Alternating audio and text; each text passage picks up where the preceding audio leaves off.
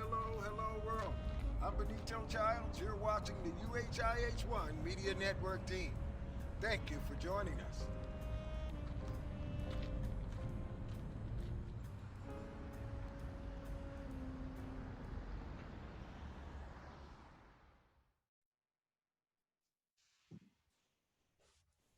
Hey Don, What's up, man?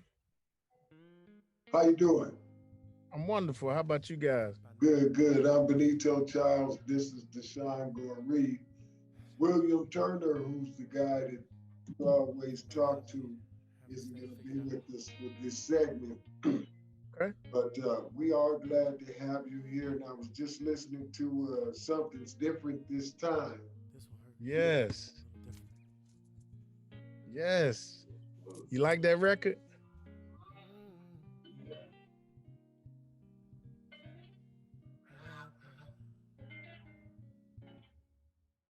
Oh, something's different this time. Oh, yes, it is. Something's different this time. Oh, I know there's something different this time. This time. Oh, something's different this time. Maybe it's the way the tears are falling down. They're falling a little harder this time. All right. That's it right there, man. And that's opening with the ear gasser. Hello, world. We're back, and this is another segment of You Heard It Here First. I'm hanging out here with Alvin Garrett. We're doing a Zoom. Is it a conference or a podcast? I don't know. Is there a difference? It's called Zoom call. Okay. So anyway, this is Deshaun Goree, and he is our co-host for this afternoon in this segment. I want to say hello and thank you to the whole world for tuning in and hanging out with us. Welcome, Alvin Garrett. We were listening to Something's Different This Time. And you are a Grammy, you won a Grammy this year or you're nominated for a Grammy? Oh man, I've had a Grammy nomination since 2012, so I'm still trying to get back on the stage, but I'm gonna make that music along the way. You know how it go. So in 10 people, how many of them tell you that you sound like Sam Cooke? Man, 10 out of 10. I'm listening, I'm like, wait a minute. Robbie Neville and Sam Cooke done snuck off somewhere and made a kid, and it's this dude. I'm telling you, I hear Sam Cooke and Al Green. Those are the top two people that I'm compared to. They say Sam Cooke and Al Green, which is Okay, which is quite an honor. Quite an honor. absolutely. How long you been doing this, man? Man, I, I'll say I got my roots is in bass guitar. That's my roots. I started that when I was a little boy. But in terms of actually taking singing and songwriting seriously, uh, more so in my latter years, I've been singing as a solo artist since 2010. Started taking it serious. Been a songwriter much longer than I've been a singer. Took me some lessons and got in that hour, started practicing. Okay, okay.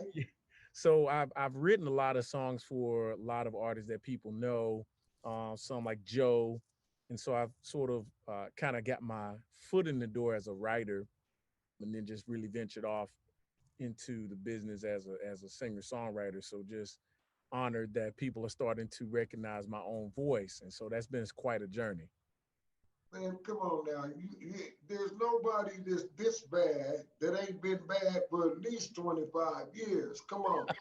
He sound like, well, I had worked on it and then, they found me over to the bus stop just saying.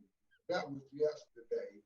And then this morning, they told me to come on down to the studio.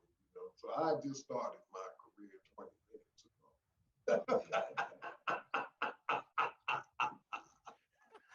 But I'm loving it.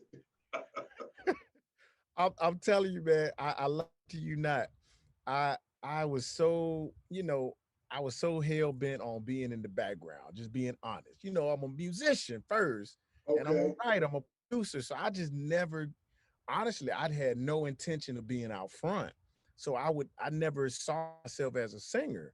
But every time I would send in a demo, you're trying to get placements with other artists, you may have 10, 15 songs, and they'll say, "Who's the guy on the records? Like, who's the guy?" I'm like, "That's me." They like, "Man, it sounds like an album. Why aren't you singing?"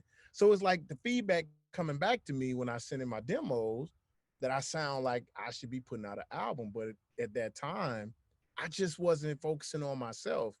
And so my dad, who's Alvin Garrett #1, he's just like, "Why you keep giving all your music away?" He's like, "Nobody can sing you like you." So he just encouraged me to actually do it.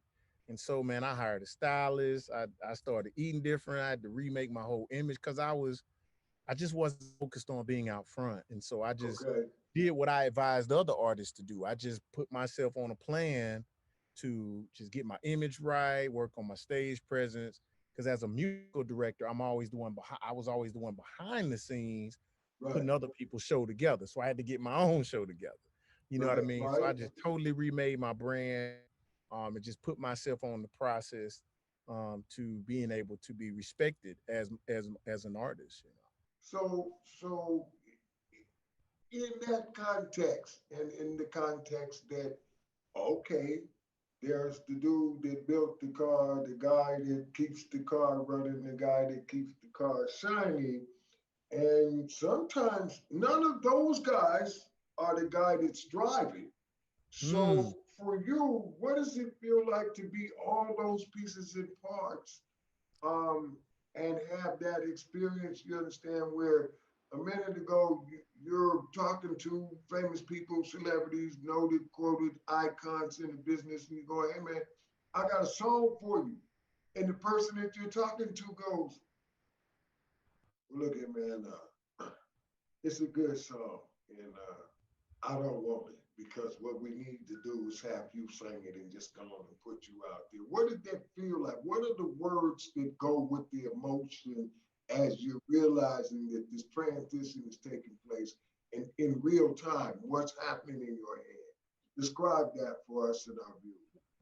I'm gonna build on that, man. What they told me, those celebrities and those labels, what they told me was no. It was no. It Okay, Nobody accepted me as an artist. That's my story. It was like, we only want your pen. Like, we only want your songs. Like, why do you want to be an artist? Like, you're just such a great writer. I try to sing. That was always the feedback. And I actually wrote a song called By Myself. And first line of that song is, "I've been rejected way too many times in my life. I won't take no for an answer anymore." And I mean, I had written hit songs for, labels, and they were just like, "No, like, just be a writer."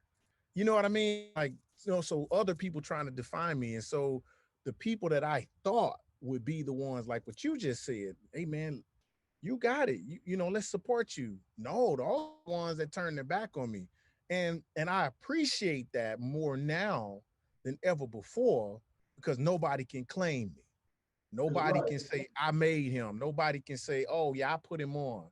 Only the good Lord above and my hustle can take credit for that. And the few people along the way that were willing to sow opportunities and give me a chance to just sing. And I think about, how many nursing homes I sang in, elementary schools, uh, just any and everybody that would just let me sing my music. I thank those people. I mean, I sang in people's backyard, because the promoters wouldn't put me on the stage. It was Wow. like, it's just like, go play the bass. Like, you're so good at that. Go write songs. You're so good at that. And I was still on a learning curve on my own dream. So I don't want that. And so I Right. said, well, I'm gonna just do it wherever I can until I get where I'm trying to go. So my story out of just I ain't gonna lie, just resilience. I just was not gonna be told no. I was like, I'll put my own money behind me. Like, no, nobody's ever spent money on me for radio, for promotions, for anything, my own records. I've always financed myself, just go hustle it back, through music, through my So band, doing weddings. so you did 100% complete, absolute prove up on your own. Yes. And nobody came to you even at the halfway point and went, you know what, man, we could take over from you. You're doing great. Look at what you did without us. I Wow. I literally had this one label. I won't say the name, but I asked them maybe 2 or 3 years before to help me, and I asked for, like, some money for promotions. They were like, no. I did it myself. I came back like a year or two later with a different single. I said, look, I'll put up the first half. You put up the second half. They're like, well, go and get started, see how it works. I start climbing the charts. I say, all right, your turn. They're like, nah, we're gonna pass. So it was like, I'm like, I'm fronting my half first, like saying, like, let me get it going. Like, I'm not even asking for belief. I'm asking for you to read the numbers and just look at the numbers. And I've had my own theories as to why that happened to me like that. But I used to try to explain it. I ain't gonna lie, because it used to hurt. But now I celebrate it because it gave me something I needed to get this passion out. When you hear me singing now, it comes out in my voice, it comes out in my songs, and it also comes out in how I help other people in their journey Mhm. along the way and encouraging them, because there's people starting to look at me now. They don't know. And I told a young kid today that I mentor, I said, man, stories are not written overnight, they're written over time. Yes. I said, Yes. stories are written over time, not overnight. I said, man, the fact that you listening to me today took me 20 years to earn that credibility. I said, it took me 20 years to earn the credibility for you to sit here and listen to what the words coming out of my mouth. Because people like, what have you done? Who you been? Who you work for? Who are you? And they just won't listen to you, invisible. I said, I had to Right. earn this right to sit here and tell you what you need to do to get on the right path. And so I appreciate that now, but that's my story. And I never give my story away, you know?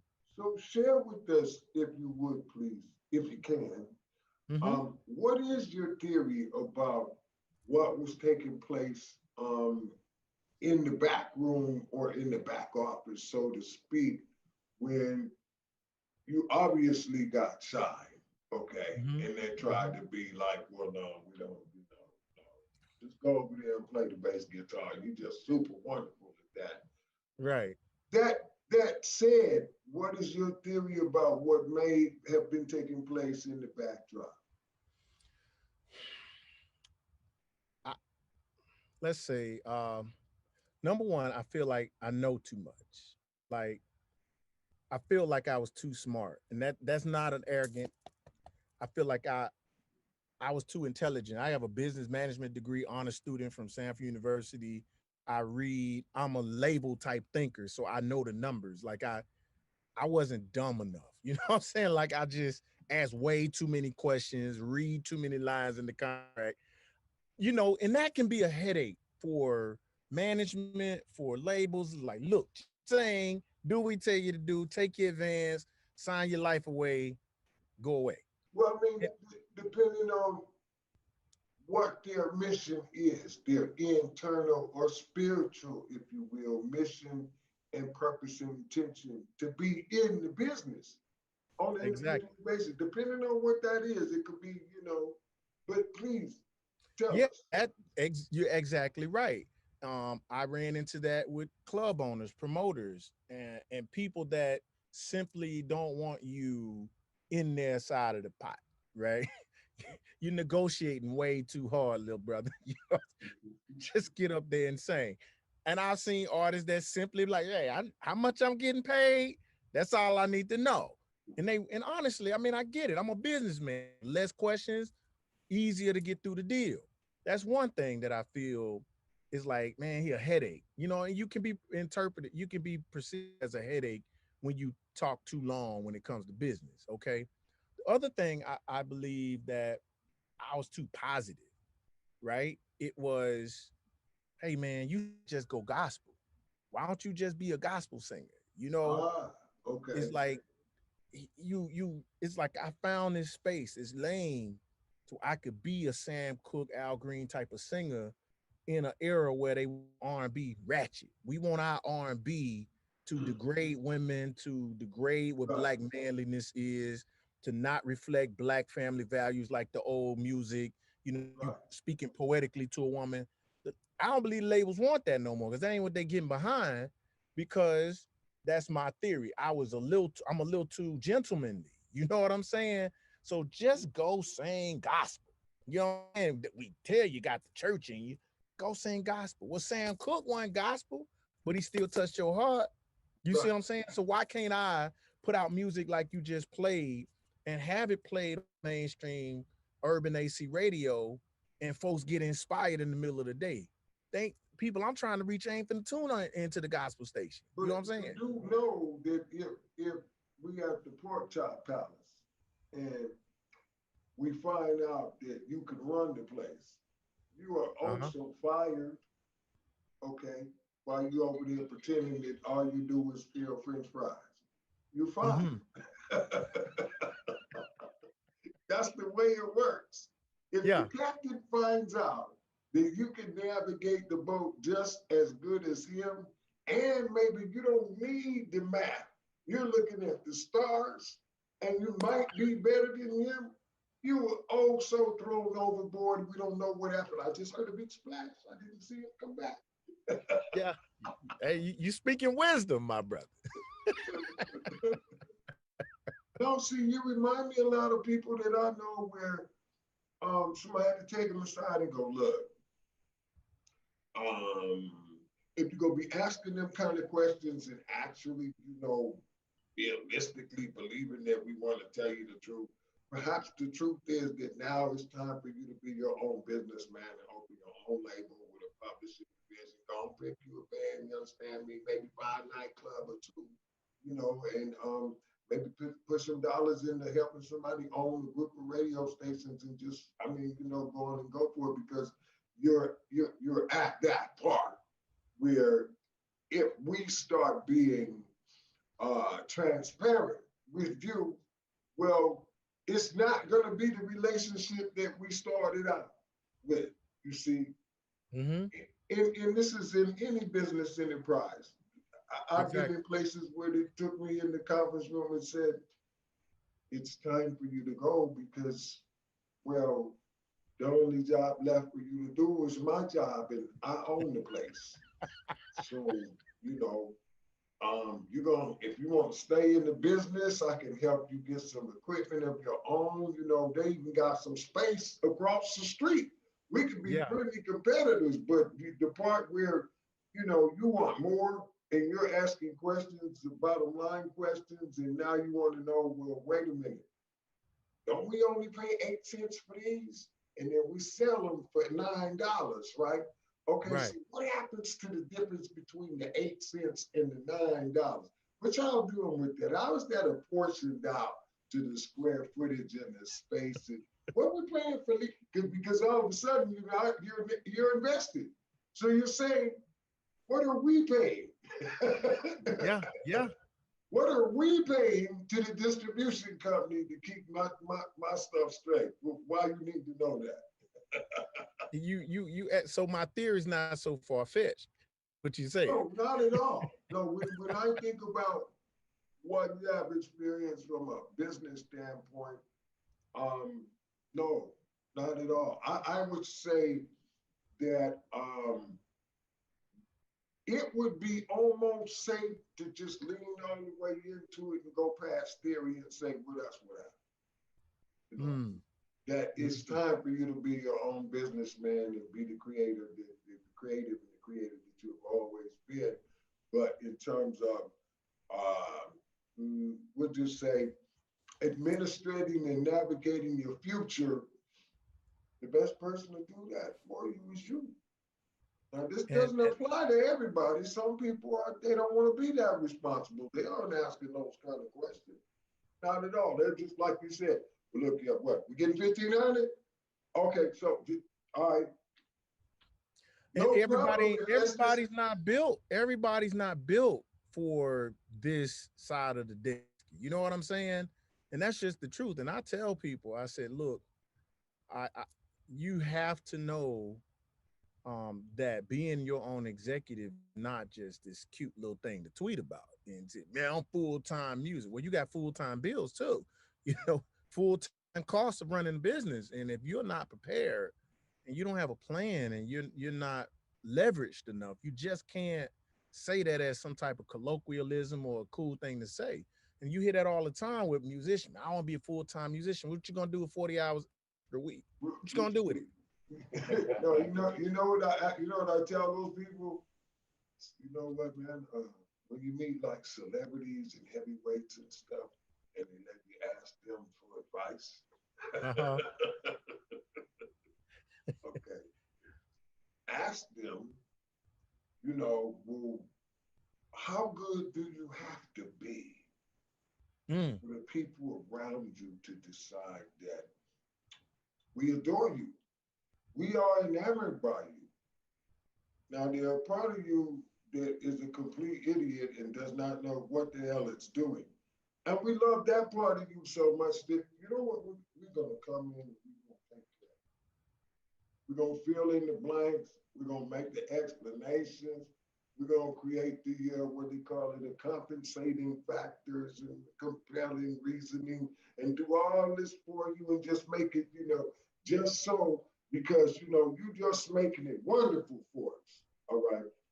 Well, if you're a musician and you get the opportunity to ask for advice, okay, ask a real celebrity, how wonderful do you have to make it for them, for the people around you to decide, you know what, I love him, man. Let's not steal from him, man. Let's keep everything the way it's supposed to be, Make sure you get his last dollar on. And I know he's not interested in knowing how we do it.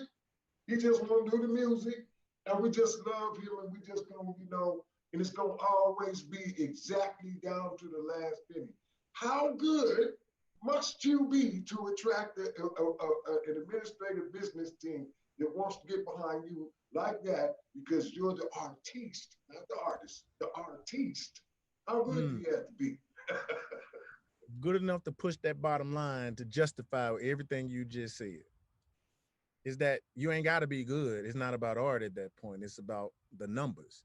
And a lot of people in the art community hate to have that conversation, but it's simply about the numbers. If you can't make enough money doing you, why would I do it? You know what I'm saying?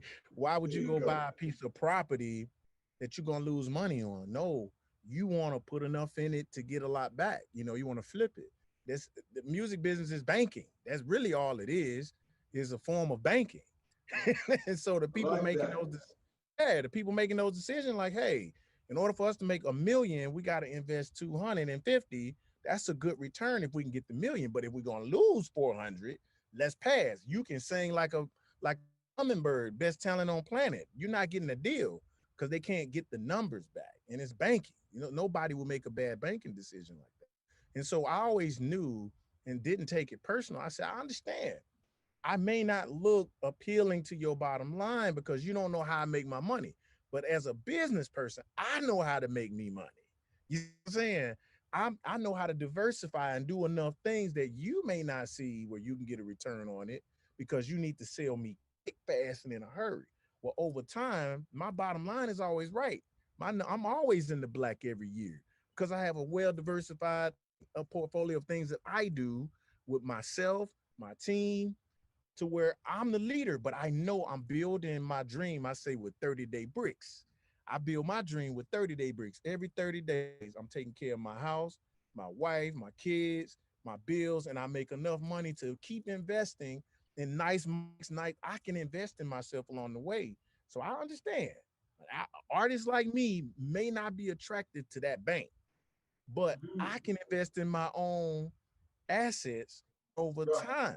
When I get that money and when I get to where I am, I'm not gonna give it to you. I'm gonna get a return on my own investment because why? Well, I mean, I put it all in. you know that every label owner has some or another notion in his mind that history will repeat itself.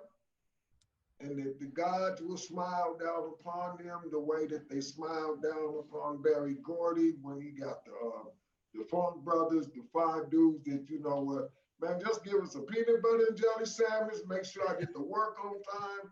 I get 2 sugars in my coffee, and I smoke a cigarette when I have it, and then I'm ready to come and just make it funky for you. Right. Every label owner dreams that he gets those guys. Well, you said Stanford, right? Yeah. You Well, went to Stanford. not Stanford in California, Samford in Birmingham, Alabama. Uh, Sanford yeah, in Samford. Birmingham Yeah, out. Okay. Now, what yeah. was Sanford like? Is that's a I, business finishing school? it's a private Christian college here in university here in Birmingham, Alabama. But I got a business management degree. I played football. Very esteemed, accredited university here. But of course, Um, that makes you dangerous, yeah, extremely dangerous. This is the guy that could come in, blow you away, play the bass, okay, write the music, make somebody else famous and keep them famous. Okay. Now, if we got 10 dudes that I need him to make famous and keep famous, what am I going to do when he wants to be famous? We got a problem. you just nailed it. No, no, hands down, you just nailed it. Like I said, I don't like putting certain people on blast. Well, I mean, you know, it's kind of obvious. Yeah, I literally had an artist who, I was cranking out hits for him so fast, and I was letting them hear my music. I was like, okay, we got a team. We're a team. Well, what about me? Like, why would you ever want to be an artist, man, when you can write 1,000 songs, they can all be out. You can only push one song as an artist at a time. Like, why would you want to do that? Just keep writing. Like, I mean, was adamantly trying to discourage me. Like, keep writing for these folks. They already famous. Like, why would you go through the trouble of trying to be like them when you could just write and sit at home and get a check? And I'm like, you just said it But see, because I had but see, wait a minute. You know, something might be awry when they start saying stuff like, "What you doing that push up for? You look okay. You know, why are you worried about the size of your waist? Just go on and eat the Cheerios. Get you some more potato chips. Go and write it another yet, man." You know that when they start talking to you like that, something is awry. I'm telling you, like, You know, give us like those the songs. man whose doctor tells his wife, well, you know, he's a borderline diabetic. You know, we have to kind of back off the salt and the butter and whatnot. And she says yes, and she's lopping a half a cube of butter and putting that in his grits. Here you go, baby. They Exactly. mad at you because you shut down the whole stable. Now, you don't have to tell us who, but how many people did you keep famous before you decided, you know what, I'm going to do my thing? Uh, well, I would say I learned pretty quickly. I just kind of gotten a couple of major placements on the east side, and I learned it from that one experience. That it wasn't chasing placements wasn't something I could do for a very Mm-hmm. long time.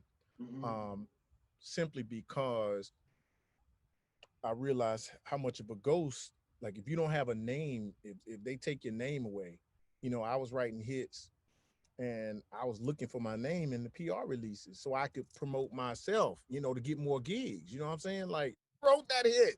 It's number 4. It's number 3. That's me. That artist is touring, singing me. He Right. sounds like me. They never put my name in any of the press releases. They would name all the B-side writers. I'm like, I don't have the singles. I got the singles. Well, man, you worry about the wrong thing. Ain't you getting your check? And I'm like, no, but I need to build my brand. Folks calling these guys for writing the album cuts to write on it. I was like, I need my name. You know what I'm saying? My name is all I got. I don't care what kind of deals we got to cut to get in the game. And I understand you got to pay the piper, whatever. I don't mind doing business, but don't take my name away. You see what I'm saying? My name, my credibility is all I got. You know what I'm saying? And so when I saw that, like, we're not even gonna let people know you exist. We're gonna put our name on your records. Because Yeah. if they see me, it's like you got charisma. More like That touchdown was caught by our receiver. And now a message from our sponsors. The person who Exactly. threw the ball was our quarterback. Pretty much. So I mean, honestly, for me, that's when I said when they just like just keep writing, and I knew at that point that you guys gonna use me up till I got nothing left. You're gonna kill my spirit, and you're gonna throw me away, and go take submissions from other young writers. And so I said, I'm not gonna go out like that. I'm gonna build relationships, and I developed my writing style to a point to where I'll sit and talk to somebody. I'll look at their marketing strategy. Like I hated cold writing. You know what I'm saying? If you was like, hey man, I'm here, send me something, send you something. Like I don't know what your strategy is. I don't, you know, what kind of person are you? Are you who you Right. targeting? You singing the 18-year-olds? You singing the 50-year-olds? I need to know that before I start writing. But You know, it's no, not no, no. It's more like, hello? Yes, check this out. I want to be famous by next Friday. I got 18 inches of hair. This is my real stuff. I was born with a penis, and they told me I'm handsome. Give me a hit, y'all. like I'm like I ain't got time for that, man. No, I'm that's when good. you come back with. That's when you come back with a hit, and you explain to them that, look here. Um, for this, you're gonna need to learn how to roller skate with just one roller skate, you know. And you got this outfit. It only got one pants leg. You know, one side is the pants, the other side is the skirt. Cause you know we got to really express ourselves, make sure we do something for everybody. You know. And suddenly Yeah, they will start finding their identity as an artist. yeah, yeah, yeah. So yeah, man. So I want to ask, what did the music industry look like when you first started? Oh, they still selling CDs. Okay, so you came in the early '80s then. No, no, no, not early 80s. They were still selling CDs in 2010, 2012. You know, I Okay, was on the back end of it, like at the okay. dying, that last stretch, you know. So I was on couple of 100,000 CDs sold to a record, you know, you're like, and then all of a sudden, it's gone. You know, so Okay. I experienced, begging for my mechanicals.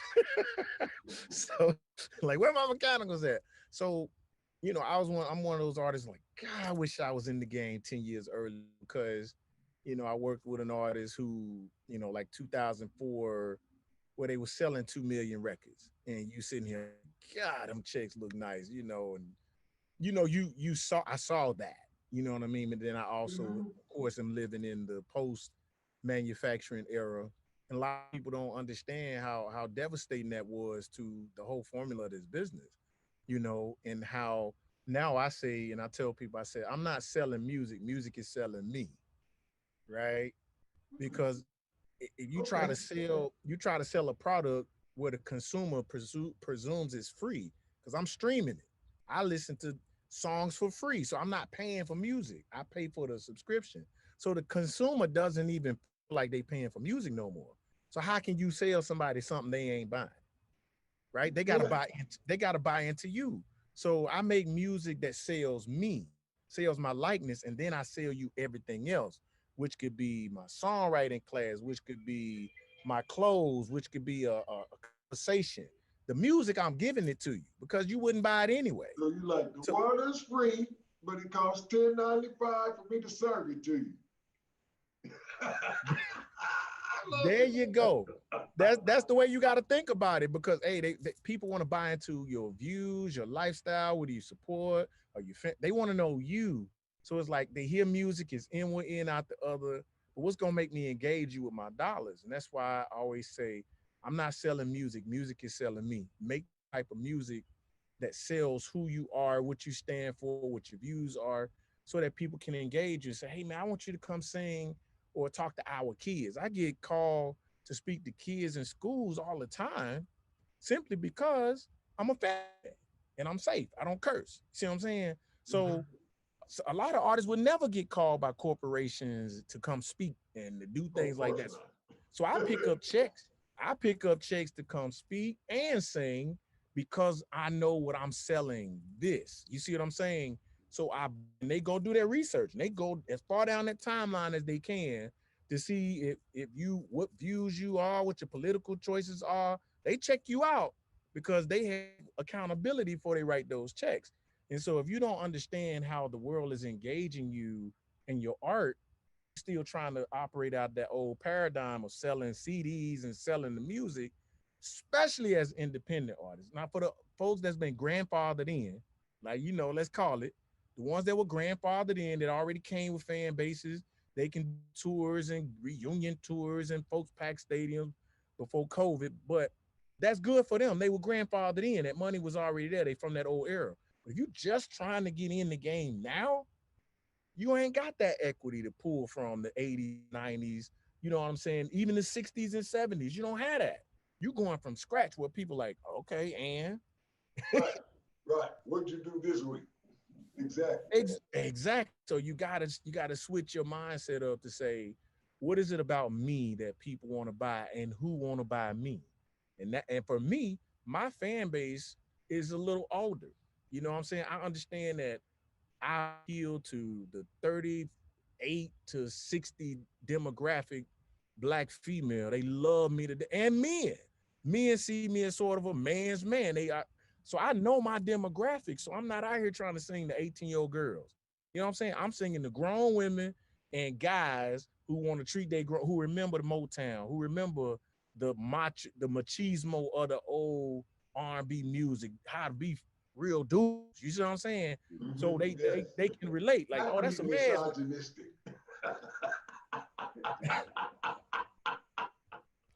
That's what I call it. I remember that era.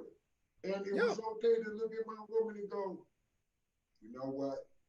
I heard, what your girlfriends and I heard my auntie and I heard my mama, but no, we're not equal.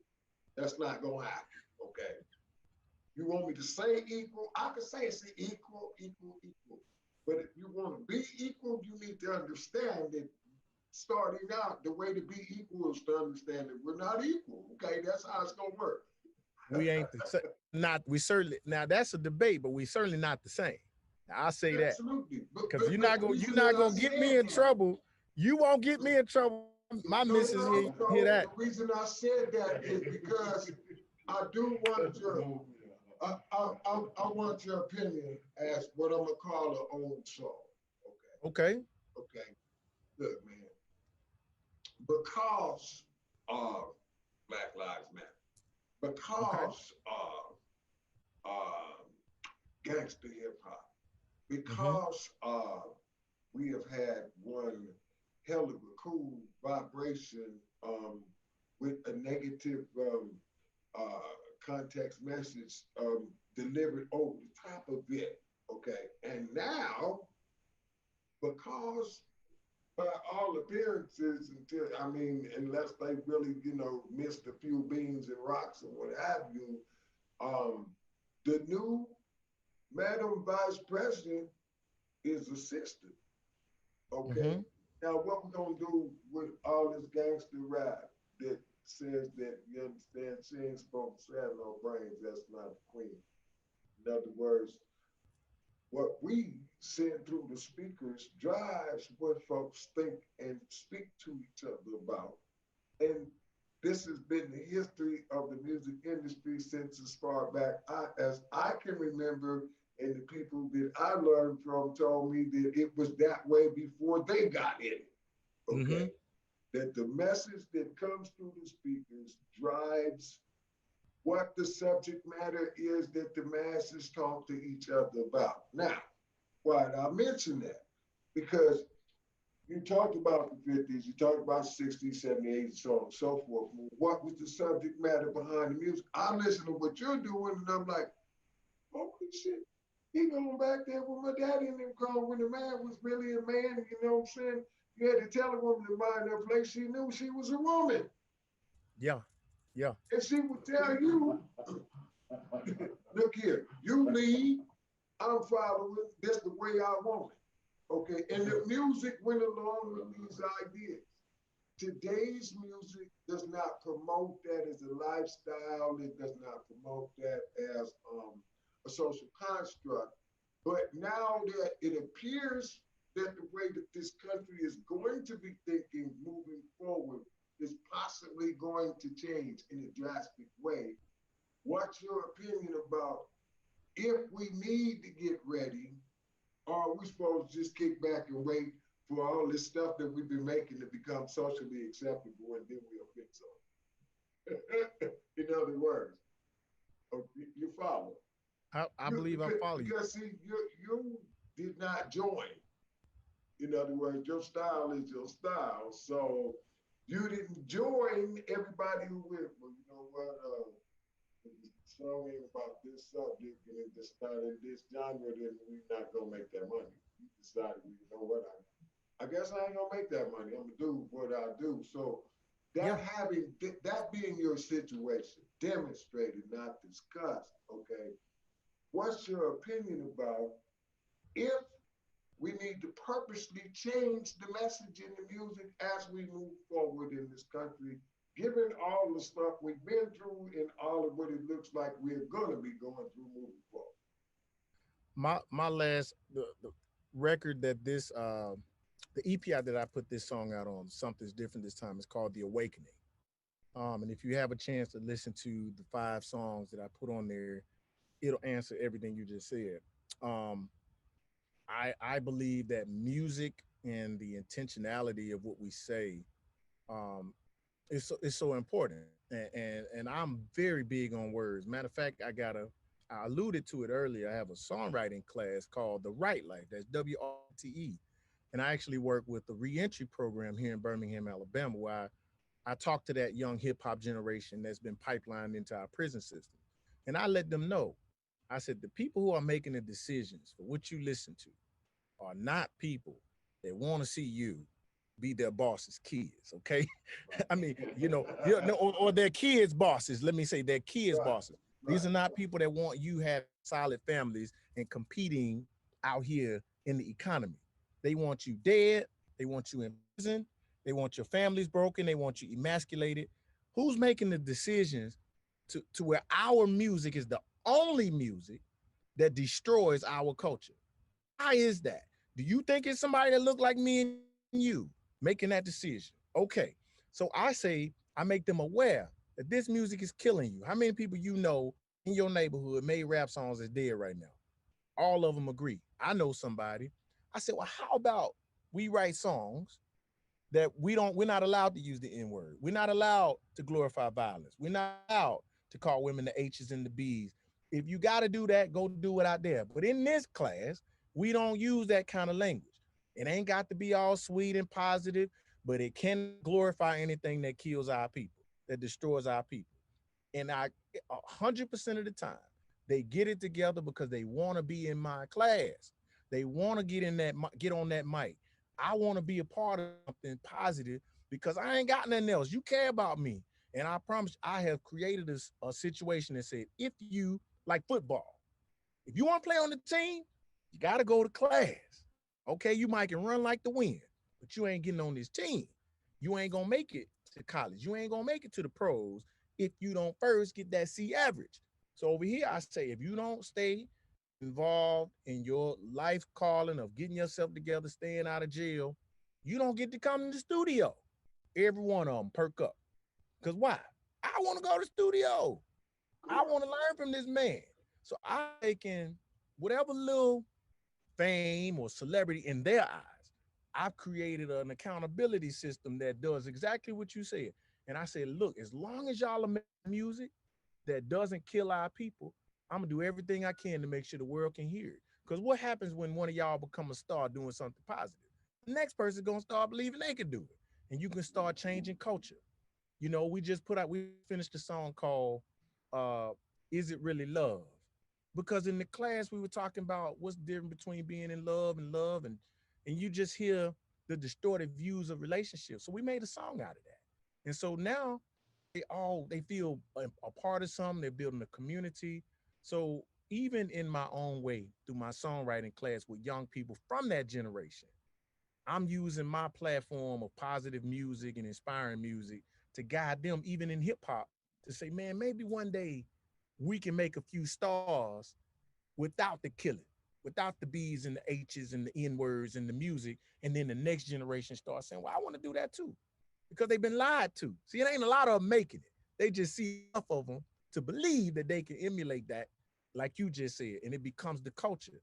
Well, we got to make stars doing it different. And that's a responsibility I feel I've taken on myself, that I want to be in my legacy at some point I leave here, or even after I leave here, that I inspired a couple of young people to try something different, you know?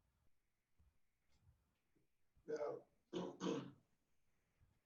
about politics, religion, you may, go ahead.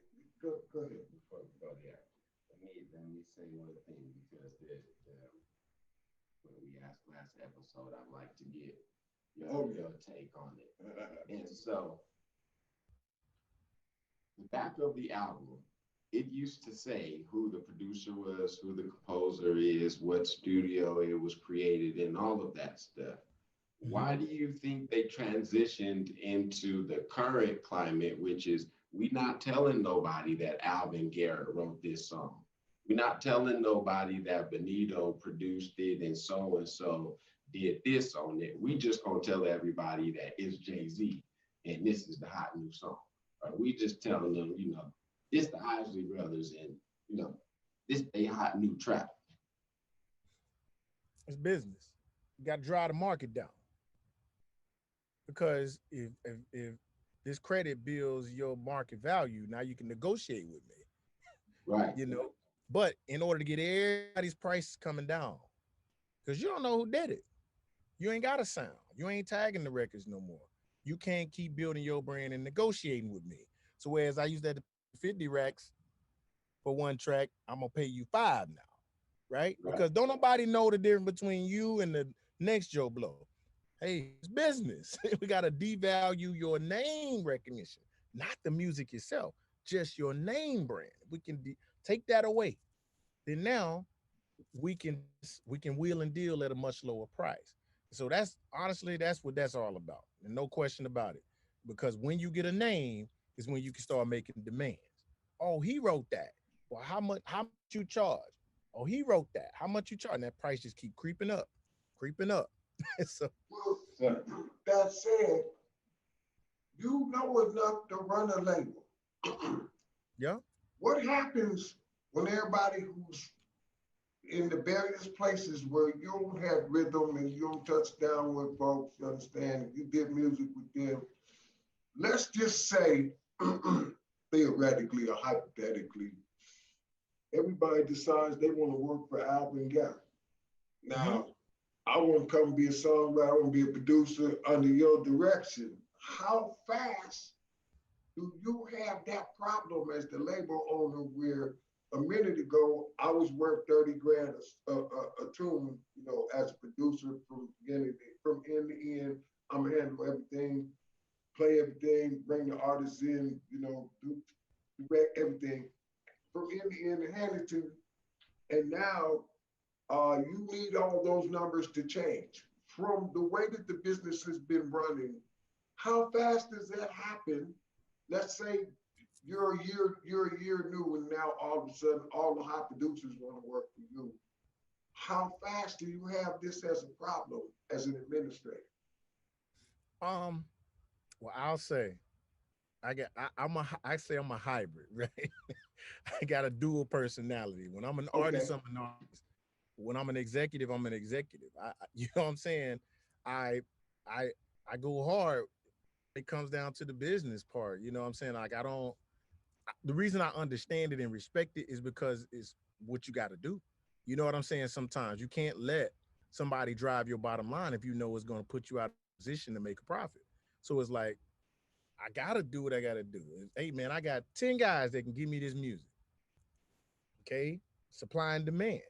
Now, if you think you're the only one, I'm sorry, I'm going to pass on you because you're pushing me around and I can't justify that investment. I can't get it back. So anytime in my development here in my town and when I work with artists, I always say hey man, you gotta start with a fundamental understanding of what it takes to make a dollar. You know what I'm saying? You gotta be realistic about that. You Mhm, know, mhm. I'm a bank and I'm not gonna spend, I'm not gonna have average money with no collateral. I'm just not gonna do it because I'll never get it back. And I'm not in the business of losing money. You know what I'm saying? When it comes to the hobby of music, I love it, man. Let's create, let's get into that. When it comes in the business of it, it's a business and it has to make sense. And so I'm always straight up with people I collaborate with. We always have those discussions up front, which typically turn people off on the creative side. Once you start getting into the business of how we're gonna do the split sheet, how we're gonna do this, how we're gonna do all that, they don't talk about, man, let's just vibe. I'm like, nah, I'm good. Hey, I say let's get a prenup. You know what I'm saying? Let's Right, right. No, they don't want that. nah, nah. No. But we gotta do it or I'm good. Because I mean I paid my dues. You know what I'm saying? I ran down that and I stayed in the game long enough to where I don't have to chase nobody down to do business with them. I thank God for that. I ain't gonna lie, but I had to do it. And Mhm. so I respect that level of writing songs every single day, submitting songs ain't gonna get taken, but you gotta do it. You know what I'm saying? So I went through that phase in my career. So I say I'm one of those people that I was in the mailroom. I know what it's like to be in the mailroom. I'm on the top floor of my business now. So I can come down on any floor and I can run it because I had to climb each floor to get here to Right. where I'm going to be empathetic to where you are because I've been there. So I can speak on the level of an aspiring writer, an aspiring producer, artist, all that. But then I can speak from an executive and say, but here's why I can't go spend 20 grand on you right now. Here's why I can't do that. You know what I'm saying? But here's some other ways we can move up to where that investment is justifiable. You know what I'm saying? And it ain't just because you're talented. That ain't gonna be enough. But they don't know that until you really lay it out in a respectful way, not in a degrading or condescending way. Mhm. Now, these days, do we really need to spend that kind of money on production with real writers, with real songwriters? I mean, given today's technology and whatnot, Absolutely not. what kind of math are we really talking about? To be As realistic, say you're going to run a as small company. as as, as little as the relationship can get you. As least as the relationship can get Well, it. things have not changed. I remember back in 1978, there was a guy that said, look, gonna cost you 500, it's gonna cost me 2 joints and a six-pack. I'll be right back. I made him musical director on my project. You know I did. Yeah, yeah. I listen, like I said, I negotiate. I get what I need to do what I need to do. I sort of assess how badly somebody wants me to do something. But when it's me, I keep relationship. And I'm from Alabama, man. You got to learn how to do everything yourself. I remember time I was in Atlanta, Georgia at a studio. And you got all these guys from Hollywood and all that stuff, Atlanta, blah, they fly. Man, I sat down, I pulled the mic up, sat in front of the board, started running Pro Tools. I started writing the song, demoing the song, mixing the song. They were like, what in the world? They were like, man, what are you? They were like, we don't do that in LA. Everybody got one job. Everybody got one job. I said, bro, I'm from Birmingham, Alabama. I said, if I don't learn how to do it, it ain't getting done. No, So it's no, like, no, look. LA, you could get fired because you touched this chord. Your job is to sing. You are in the union. You came down to the studio and touched this. You are working out of class. Okay. yes, Yeah, the union be real mad. The dude who came who fixed this up and moved it from over there to over, he make $26 an hour wearing Rolex. Yeah, that's it. Yeah. He got a right. special name and everything, but when I watched him, I'm like, wait a minute. You make $26 to unplug the extension cord, roll it up, Wait for somebody to tell you to take it over there, and then you take it over there and you plug it back in and you unroll it. Dude, you get $26, right? You know, I remember being on the construction site and they told me, you see this nail? See, take this right here. You see that can over there? Go out there and put this in the can. And when you finish, I'll have another one for you. I did that for free. Wow. Getting back to you have been an educator and a musical director, songwriter, and producer, and now performing artist, recording artist. Yes. All of that said, are you enjoying the independent part of it? Um, is it, shall in a word, fun-earned or more enjoyable, if you will, than being under the direction of or at the disposal to, we'll just call it the administrative machinery in the music industry? Uh, I, I wasn't built to be. I was only built to be a leader. I ain't gonna lie. I just don't have the personality to do anything but lead. Now, with that being said, that makes me the best follower. Like I'm a very, very humble follower when I'm under leadership because I know the the burden of leadership. But I was never meant to be led. So, I was always the one that if I was on your team, you got a 10-man show. Like if I was on your team, I'm doing 10 jobs for you because I believe in my work ethic is just unquestioned. My integrity is unquestioned, which is why I believe I'm able to be blessed now because anybody I've ever worked for, you need to lose me because you got to find 5 people. I'm not lying. You got to find at least 5 people to replace me because I worked that hard. But I worked that hard for myself, and so now that I'm in a position to be my own leader and be my own executive, I love it. And I'm as an artist, I'm finally at the point where I love my own voice. Where I love to hear me sing.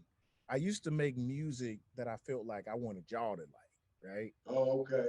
Yes. Uh-huh. And I wanted this person to like. I got one person that I care to make happy now, and that's me. And it took me a long time to get to the place where I would listen to my own music every day, all day, because I simply love what I wrote for me.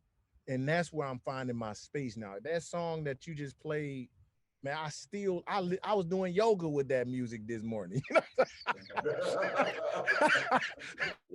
Because I love what I did. Like I love my own music, and so I'm an audience of one now, which is I believe is that pure place as an artist to where you're making music that you love, regardless of who else in the world love it. And that's when you start finding that true appreciation because art is meant to be looked at, right? A lot of artists die before their art is appreciated. You know what I mean? Yeah. So even now, it's like if you like it, you like it. If you don't, you don't. I love it. I'm the artist now. And I was more trying to be a salesman at first. You know what I'm saying? And I was trying to emulate what I thought other people's ear wanted to hear. And so this project, this music is just pure to me. It's what I wanted to see. It's how I wanted to say it. And I love it more than any music I've ever written. That's awesome, man. That's awesome to be talking with you and to hear that what you're saying is, well, okay, look, I'm delivering what I brought with me. I heard what they said they wanted, and I served that. And I'm done serving what they asked for. Now I'm going to serve what I brought with me. That's Yeah. so cool, man. Because Yeah. there are a lot of people who, timing and rhythm is everything.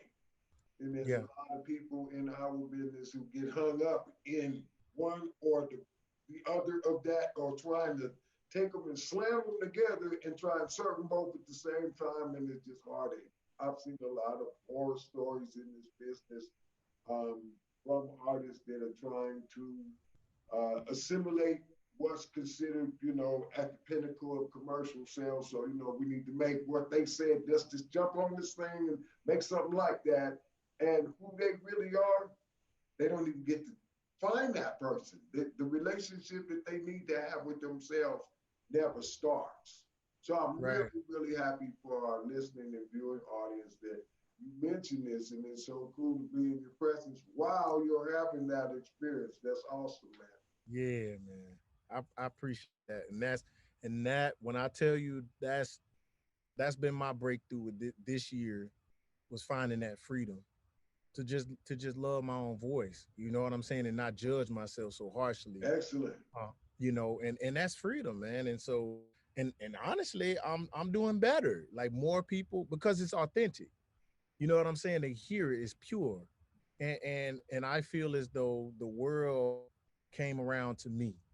You know what I'm saying? It's like I was made for this moment. Like I truly believe that my music, my voice was made for this moment in time.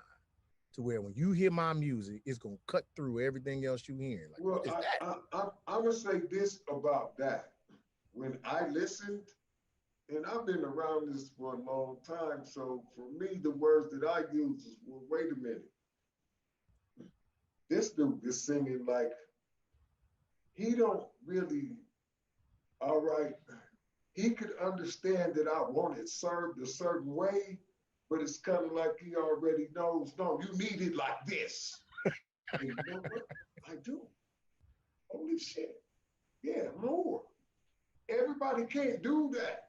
They don't Yeah, teach that in vocal training. They don't teach that in drama school. You just have to, it's a thing that has to happen from inside. This much I know.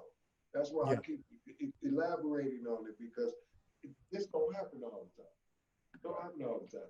But that said, let's talk a little bit about this thing that you made with your company and how that maybe he could be one of the key people to help us make sure that it's what your intention was. Him being independent and being his own boss and um, everything that we just talked about. Right. Please go ahead. So per your professional experience, music director, composer, artist, and everything, you know, that right now, if you needed to find a female drummer in a city you've never been to for a show that you have tonight, what would you currently do to find that female drummer? If I'm going into a market and I didn't know anybody, I would you know, I would probably go to social media and put it out there. I'm in this city, you know anybody, and people would tag each other and spread around, and you'll get flooded with a lot of people, most of them who probably trash, or or I know a lot of people. I've been in the business a long time, so if I'm in Chicago, I know people in Chicago.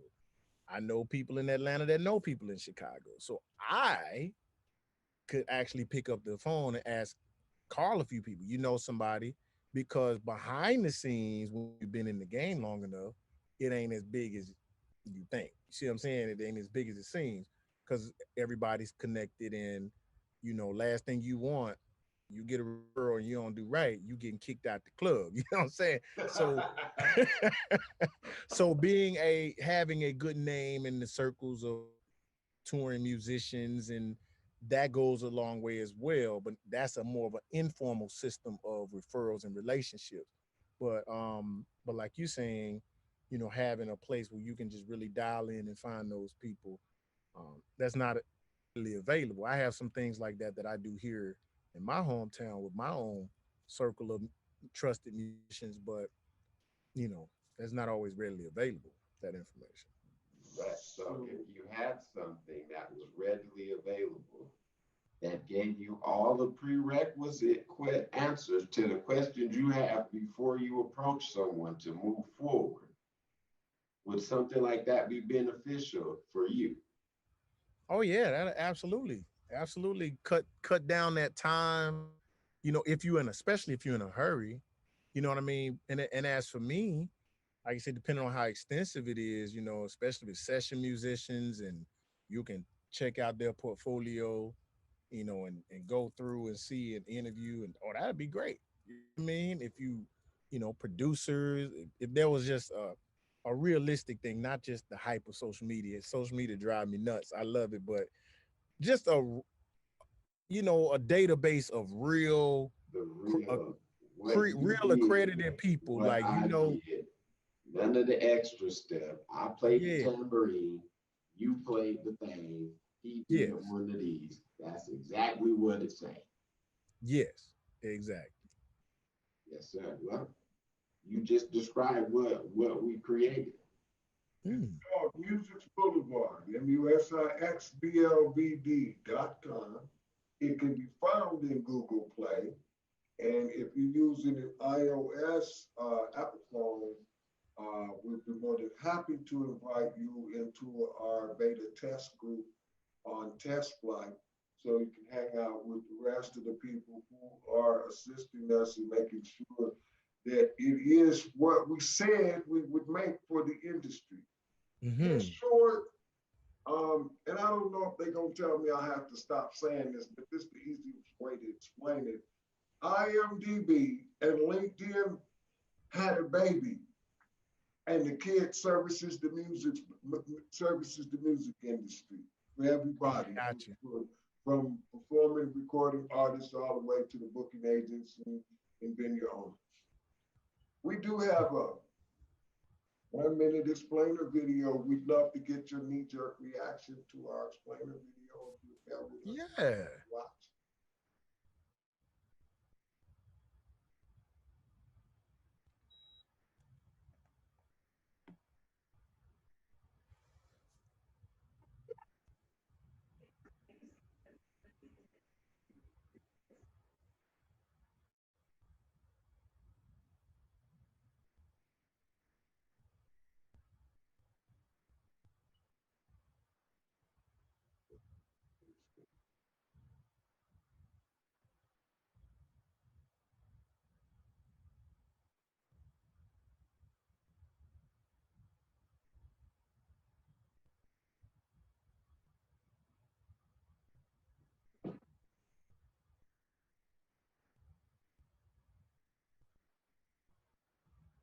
Hmm.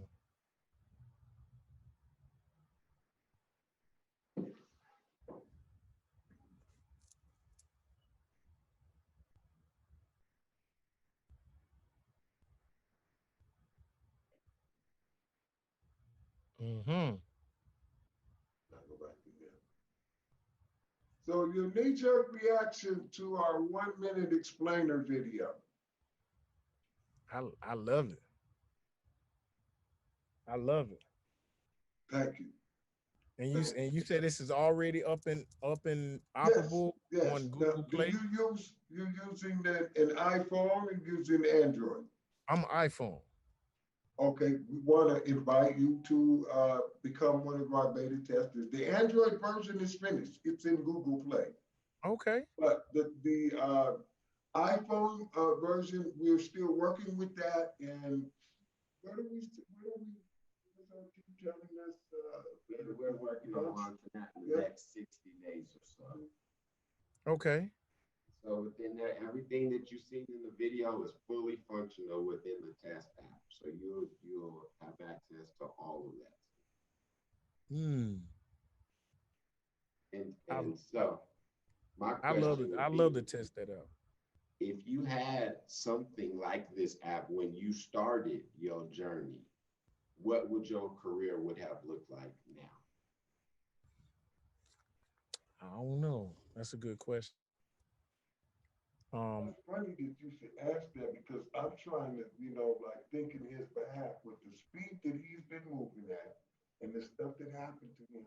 If he had this, he'd probably already, I don't know, maybe produced 4 or 5 different acts that became like super celebrities and go on and open his label and do his thing all at the same time because you have seamless integration of the information.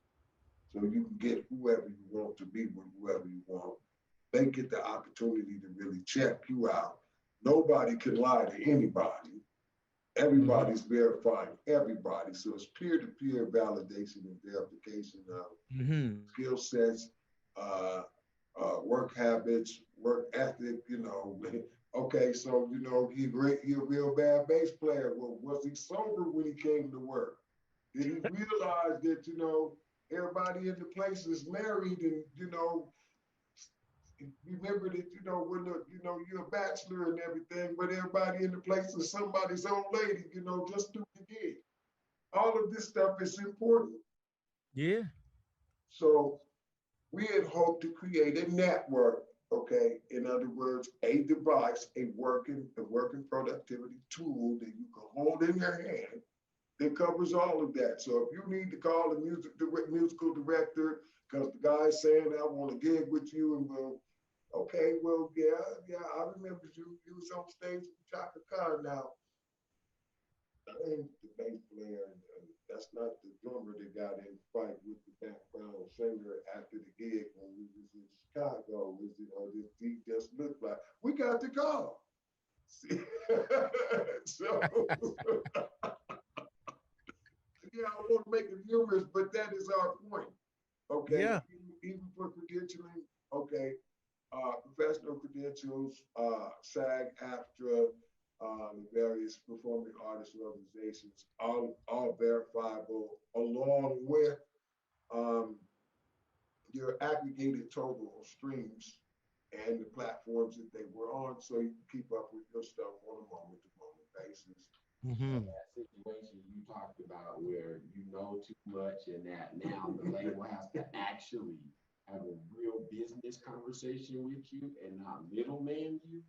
Yeah. Now everybody can come into that room, all of their information, organized in a user-friendly way to sit down and have that conversation. Right. But Right. you just reminded me of something about him. And this is funny too. This goes like before my time. So one of my so-called OGs Uh-huh. explained to me that back in the day at Stax Records, the books were always open. Okay. Anybody who was signed to that label could come into the office and say, I want to see how many 45s, did I sell this week? So how much of my money that we made together can I walk out of here with? And I said to them, okay, does that mean that they were absolutely 100% above board, legitimate, and honest, to like it's a religion, like honesty is a religion, like God is watching, that kind of Yeah. honest. You know what he Yeah. told me? He says, you would think that that's what would happen, but what was really going on is they knew that, okay, if Otis Redding made all the money and that's where everybody's paycheck came from last Friday, ain't nobody coming in here to see how did they do last week, because all I'm have to do is tell them, well, you know what, nobody was really hitting the checks I gave y'all last Friday. Alvin is the reason they all got paid. I mean, wasn't nobody else selling no records, so I had to take the money that the company collected in behalf of the sales that he made and split that up amongst my family. That's what we're doing. And so what this resulted in is that unless you knew you were in the number one position, you never came to the office and went, I'd like to talk to you about my royalties, see how my sales is doing. Because you're not number one, so why do you want to be in that conversation? Right. The guy in the number one position paying everybody else salary that week. Things Mm-hmm. change, and now when you're not in position, you just don't get paid. Is that correct? Yeah. Yeah. But continue. You just reminded me of that.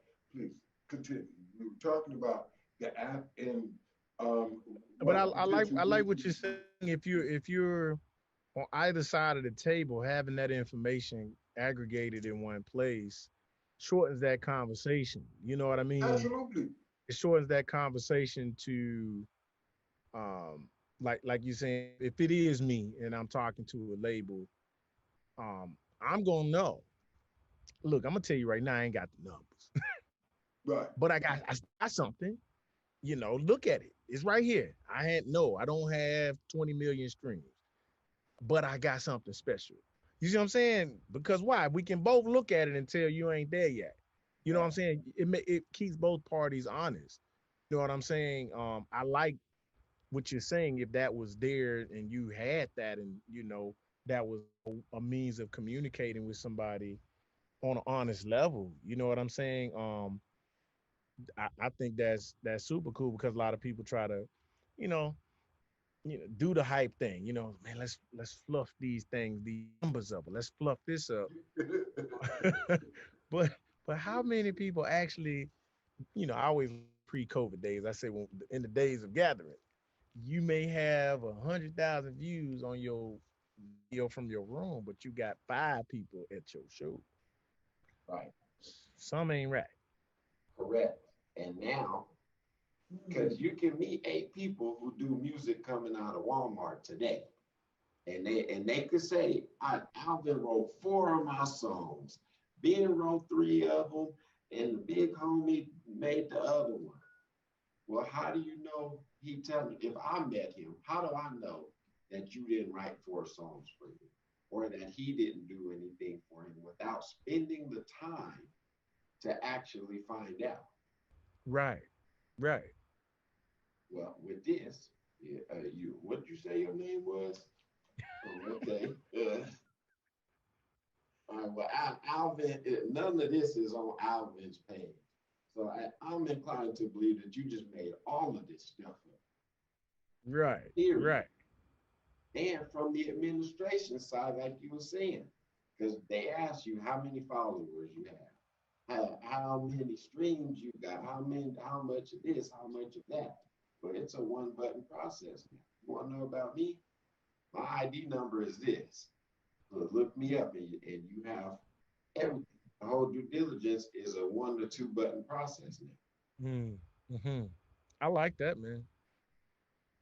We want you to join us in test flight, play around with it, meet some of the other users, and come back on to the podcast and give us your real professional opinion about what your experience was as a test user of Yeah. what we made, with the intention being that if we did miss anything, well, we told our development, our tech team that if the big boys tell us we missed something, y'all going back in the lab and go make it do what it's supposed to do. So that's Mm-hmm. what this is all about. We're talking to yourself and individuals like yourself with similar status and previous and current accomplishments as a way and a means of making sure that, as I said, we hope to be that tool. It's like the hammer that you get, when you're in the carpentry school and the guy is you're in the apprentice and come in for your union all meeting. He says, "Y'all see this right here? This is the hammer. It's on my tool belt. I've been carrying this since I was you. We got them at the front door. Make sure you come back with one tomorrow." Well, we want to be that hammer. The only way we can Yeah. do that is for you guys to help us out and make sure that we made Yeah. what you need. That's This is right. where we are. I love it. I love it, man. I would love to get at a shot. I would love to, man. Excellent. We're going to get that to 'Cause- you. For those of you who just tuned in to this podcast, you are listening to the UHIH1 Media Broadcast team. I'm Benito Childs. I've been hanging out with Alvin Garrett here, talking about music and the wonderful accomplishments that he's been making and his breakthrough to independence and autonomy in the music industry, along with Deshaun Gore-Reed, President CEO of Music Boulevard. I work over there too, but I don't claim any titles. We just work together. Yeah, I'm more like a talk show kind of a radio personality. I'm Oh not yeah, really I one of love the it. heavyweights in the tech industry. Not yet. Anybody got shout outs they want to do before we button up for this segment? Well, you go ahead. Are you giving it to me? Please Yes, go ahead. sir. Go ahead. All right, well, man, I definitely want to shout out, my family here, my 2 girls, Greer, the missus, and the Dannon Project was that organization I told you I work with here in Birmingham, uh, reentry program where I get a chance to like really give back and mentor, young people that have had some tough shots in life. So Cannon Project does some amazing work, and we have some really good things going on with that. So I like to give a shout out to them, uh, and just out to all of the people that have been sticking with me. That listening to my music and giving me a shot. Just people that's been listening, giving me a shot. So check me out, alvingarrett.com. If you haven't learned enough from this, check me out to learn more, alvingarrett.com. All my social media is the Alvin Garrett, Instagram, Facebook, and just go look me on all the streaming sites. Just sort of take a listen to my music catalog and uh, a lot of the people that I've written for that's documented on my website as well. Yes, So sir. And so I like to ask our guests before we get out of here, if you ran into your former self when you first started, y'all jumped in the elevator together and he said, hey, give me some words of wisdom before we get out of here, what would you tell? if I was on the elevator, I'll say, uh, learn to serve. Learn to serve is what you give the world that matters, not what you take from it. You remember for what you leave. Serve. Be of service to this world. I heard that. And you keep saying Birmingham. So I want to ask, have you ever went down to Pensacola Beach? Pensacola, I'm not a beach person myself, what I'm saying, but I've been to Pensacola to do a couple of gigs, and play down there. But man, I got in that water one good time and got a crab bite on my. It was something bit me on my foot. I ain't been back. Hey, I send the wife and the kids down. I'm like, hey, I'll write that check. Y'all enjoy yourself. Yeah, there we go with another Florida story that's not exactly what you would call it. He said he put his feet in the water. I was in the bathroom in Miami, and you know how you go in the bathroom and you decided I'll turn the light on after I sit down. I reached up to, where the light switch was supposed to be to turn the lights on, and the light switch crawled down my arm. So, I can't, yeah, not my. What was that? A spider or a snake? No, it was one of them things with the wings on it. What do you call it? The wing cockroach or whatever. Yeah, they have them out Oh, here, and that's where we are too. Yeah. Mhm. What about the races down in Atmore? huh? I said, what about the races down in Atmore? The races? What race? Atmore is where the prison is. Well, that's all I know about. Oh, so you never been down to the racetrack, to the motorcycle and muscle car races? No, man, I ain't no country boy like that now. Oh, see that Pensacola, that's my city. That's where I came No, from before I I'm like, came what? I here. thought like Talladega. Like, what races you talking about? It's a racetrack in Atmore where they do all the motorcycle races and muscle car races. Oh, nah, man, I ain't that much of a country boy. Now, wait. Just because they said that, we're going to call down there and make sure that they push his new songs. While they down there, he's going to end up getting a phone call and have to come down there and perform. Oh, I'll be there. I'll be singing, right? I'll be There we singing. go. Did you say muscle car? I got you. Hey, let's do it. So Let's what are do. your plans moving forward? Are you going to be back gigging? Are you getting booked? What's going on out there? I'm asking everybody this because a lot of people that we know, they ain't getting back to work till 2021, February, March. And then some people we know are being called on to the tour circuit. And these phone calls are coming like 5 hours apart. 5 hours ago, everybody was getting ready to get everything in the suitcase, make sure you got the ammo cases, make sure you got the bits, go get a haircut, blah, blah, blah. 5 hours after that, nope, it's not happening. So on your end, in your neck of the woods, what is happening? What's the general consensus about whether or not performing entertainers are going back on stage full force in the big venues? I'm glad you asked. A major part of my business model here is uh they about to cut us off. No, we're good. Okay, is I guess is the private sector business and what I call the public sector, like what you just mentioned, the touring and live performances where you're selling tickets, right? That was being interrupted.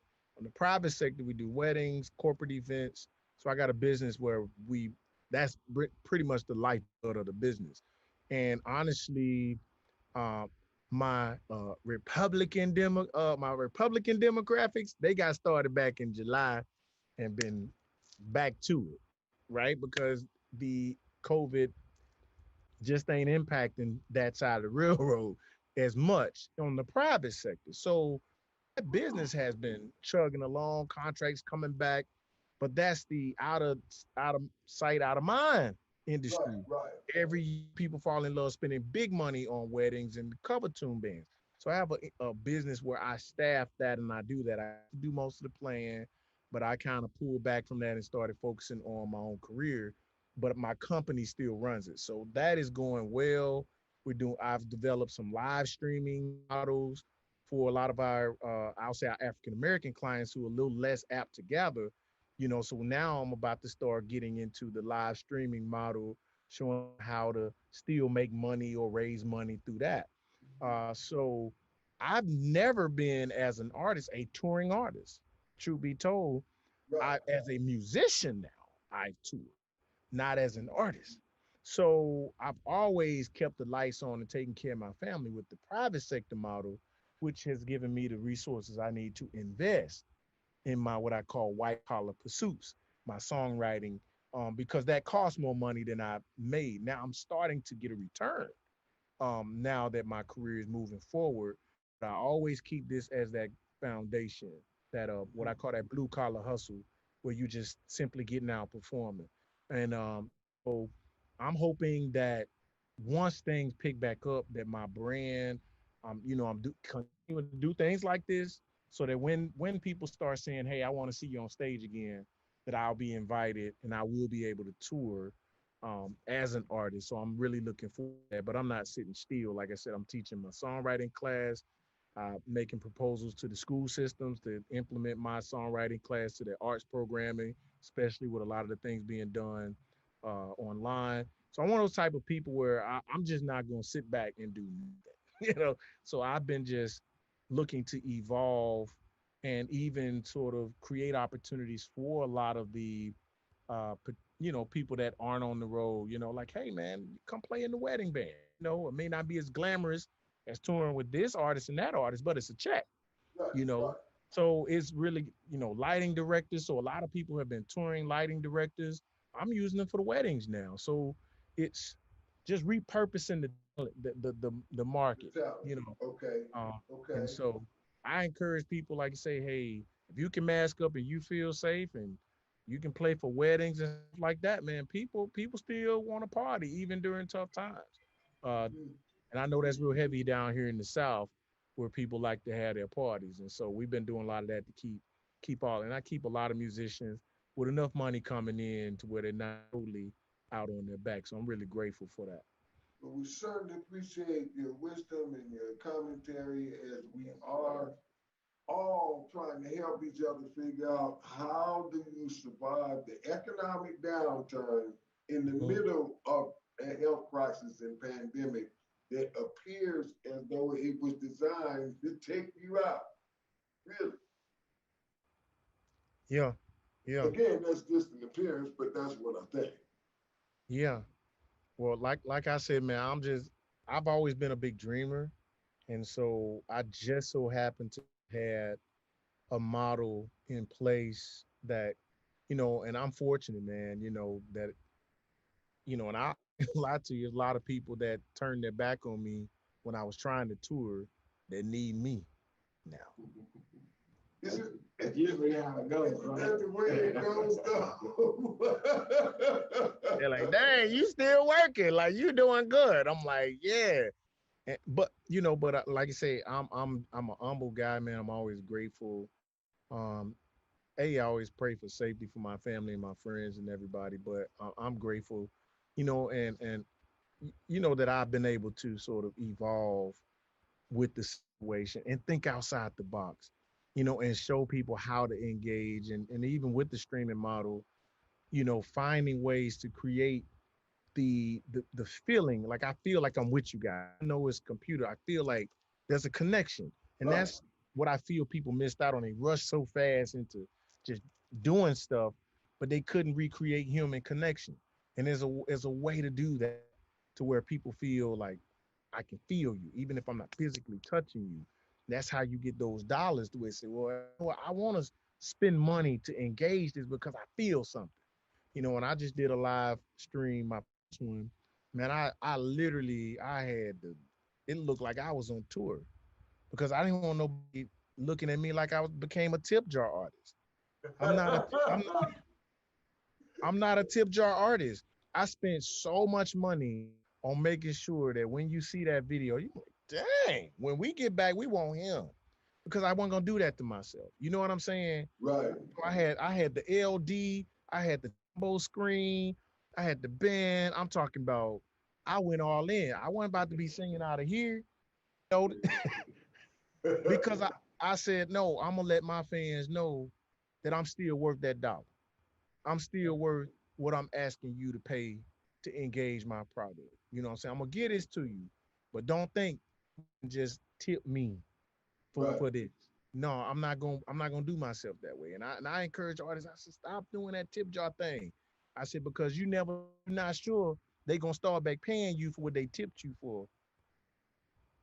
Consumers are funny. But in today's market, with what appears to be this transition into virtual only format. In other words, the more it looks like COVID-19 is really a big, hairy, ugly, evil, dark problem. And, unless you're an expert, stop trying to whip on it, wait for them to come up with something. In the meanwhile, pray and keep your nose to the grindstone. Hmm. That said, okay, if we are not going back to big venue, work, okay, a lot of people are having conversations about, well, all right, well, we used to charge $80 a head, okay. Well, let's give a concert on the internet, but to 166 countries around the world and just charge $5 a head or $5 a household. How does that, when you hear that, how does that hit you? What's your knee-jerk reaction commentary to that information? I mean, like I said, you got those that have been grandfathered in Mm-hmm. who may can charge for access, but the marketplace says the content is free. And I think Ah, that is the part where most people miss out, especially in our industry. They don't think about the consumers. They think about hmm, it from a say, I'm selling my product. I'm an artist. I'm sensitive about my ish and I but the consumer says it's free because I done seen all this great content for free on the internet. So why would I pay $5 to see you when I can see everybody else for free? See what I'm saying? That's what the market is telling the consumers. So that is a great challenge to say in a market that is a product and you got major artists, all this versus stuff. You are conditioning the lovers of music to watch great content for free. So how do you make well, that person? it's interesting that it is an astute observation that you make. I just want to kind of throw this out and see what your thoughts are about it. Um, this show currently has, at last count, roughly 12 million listeners around the world in 166 countries. Now, Mhm. based on what we learned in marketing and promotion, if we really didn't try that hard and we asked everybody for $1 and we didn't sell them anything, we're going to get a 1% return. Mhm. Now, Mhm. based on that, are we saying that it's easier to say, look here, y'all, I'm gonna play some music, the music free. I just want you to help me keep my lights on. Everybody send me 50 cents. And I'm liable to get more 50 cents than I would get from people that I said to, you know what, just pay me a quarter. That's all I want for the music. They don't want to pay me nothing for the music, but if they're helping me keep my I lights was on, I then would that's say cool. you're rebranding the exchange. right? Okay. I'm not saying that there's anything wrong with what I say the tip jar business, because you can make a lot of money getting letting people give you what they feel you're worth or how much they value if the content is that great, right? Or if somebody says, man, I believe in what y'all doing, I'm gonna give you more than you would charge me, right? Um, if your relationship with your 12, you said 12 million, say, look, listen, whatever you feeling, right? Support us. We need you. And because they value it, make you have to have that relationship, because you can't say, hey man, you gotta pay $10 or they're gonna turn you off, because I don't want to pay $10. But I might give you 20. You rebranding the exchange in some way to where well, you could easily go hear somebody else, but you're here because of this relationship we have with you. There's something you feel about us. Go ahead and support us. Make sure we can continue to do this thing. And you might find, oh man, I'm compelled to give you and to support and to put more into it. And I think that puts the onus on us, the content creators, to connect to people for real. You know what I'm saying? To not just say support me and try to keep my light. Well, you don't know what that person going through. But what is it that you do that inspires them, that says, you know what, I want to be a part of this in some way, and I'm gonna do it with my dollars. And so it raises the bar of engagement to where you can make money in a market like this. You know what I'm saying? Because it's not easy, and most people aren't thinking hard enough, or they may not care enough about their consumers to even try to give them something other than beg them. You know what I mean? So honestly, like I said, as humbly as I can, I know people got to do what they got to do. And there's a lot of people out there in our industry doing the best they can. So we got to do that. But I just try my best to say, what do I stand for? And what do I mean to people? Why do they care about me? Why would they give me anything? Let me make that matter. And then I have a better chance of surviving this. You know what I'm saying? And for me, I have found that in teaching the songwriting class and recording young people and what I talked about earlier, that's given me purpose. And I've been able to get support because of that, because they see me giving back, you know? And so that has been something that worked for me. May not work for everybody else, but that's been something that has worked for me, is people saying, man, I love what you're doing for these young people. We want to contribute to your cause. We want to help you do what you're doing. You know what I'm saying? Absolutely. We want to thank you for hanging out with us. We're gonna have you back. Yes. I think we'll have Bianca, but maybe 3, 4 days to play around with the app and test flight. Maybe we'll come back after that. So If that's fine. Yeah, yeah. I'm down. So we received our invitation to join the rest of the beta testers for Music's Boulevard, and then come back and hang out with us some more in about 3 days and tell us what you really think. I'll definitely do it. I'll be on the lookout, and I'll put that Again, we're thing right on there. proud, pleased, and privileged to have you on with us. Have And an thank y'all, man. unlimited evening. Be excellent to yourself and others. Bye for now. Bye now. Thank you guys. Good night. Hello, hello, hello, world. I'm Benito Childs, and you're watching the You Heard It Here First. That's UHIH1ST Media Broadcast and Network Team. Thank you for watching.